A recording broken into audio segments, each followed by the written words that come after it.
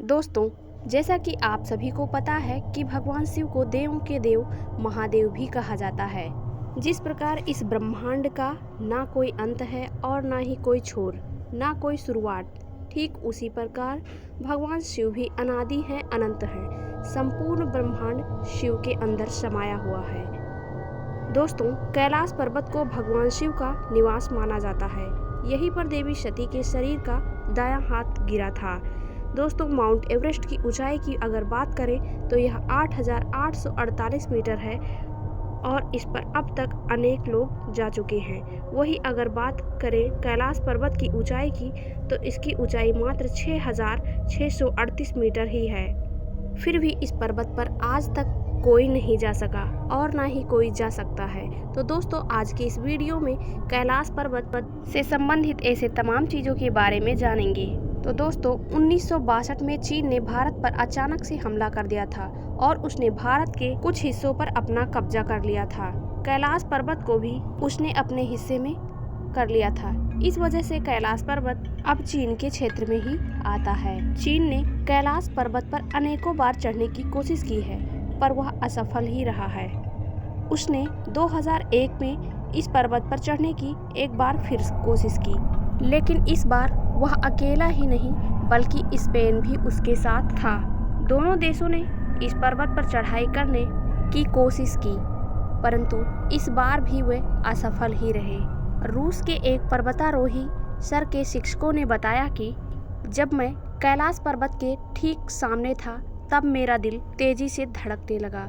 मैं उस पर्वत के बिल्कुल सामने था जिस पर आज तक कोई चढ़ ना सका और मन में यह ख्याल भी आने लगा कि मुझे यहाँ और रुकना नहीं चाहिए। फिर जैसे जैसे मैं नीचे आता गया मेरा मन हल्का होता गया।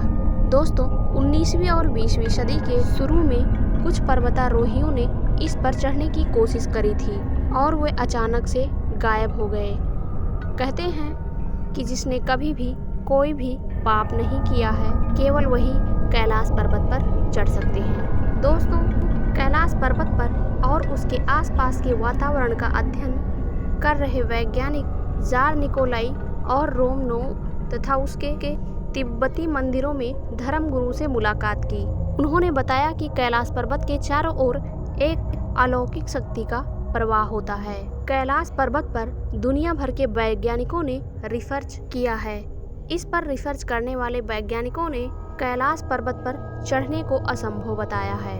इसके अलावा एक अन्य पर्वतारोही कर्नल आर.सी. विल्सन ने बताया कि जैसे ही मुझे लगा कि मैं एक सीधे रास्ते से कैलाश पर्वत पर आसानी से चढ़ सकता हूँ, तभी एक भयानक बर्फबारी ने मेरा रास्ता रोक दिया और चढ़ाई को असंभव बना दिया। तो दोस्तों, हम इसे इत्तेफाक समझें या कोई शक्ति, आखिर जब इंसान को इस पर्वत पर चढ़ने का रास्ता मिल जाता है तब अचानक से बर्फबारी होने लगती है और वह रास्ता बंद ही हो जाता है।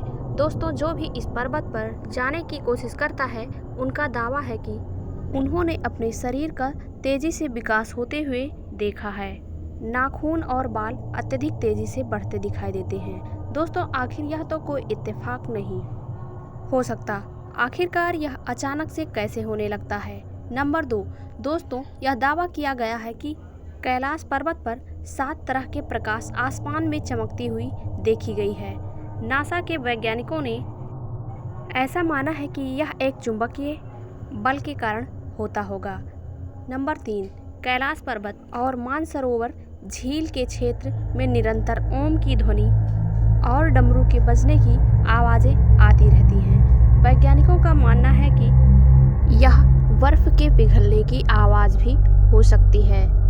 चलिए मान लेते हैं इन सभी के पीछे शायद यह कारण हो सकता है, लेकिन आश्चर्य की बात तो यह है कि पूरे पर्वत पर प्राकृतिक तौर पर ओम की आकृति बनी हुई है। यह आकृति यहाँ हर साल पड़ने वाली बर्फ से बनती है।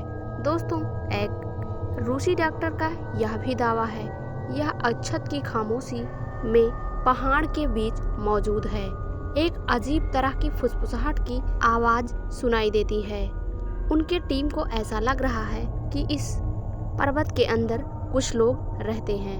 दोस्तों, इन सभी बातों को तो अनदेखा नहीं कर सकते हैं कि अचानक से पर्वत पर चढ़ने वाले लोगों का नाखून और बालों का विकास जल्द ही होने लगता है और जब कोई इंसान उस पर्वत पर पहुंचने वाला ही होता है तभी अचानक से भयानक बर्फबारी होकर उसका रास्ता बंद हो जाता है। दोस्तों, मेरा तो मानना है कि जहां महादेव हो वहां क्या रहस्यमय बातें और क्या साइंस।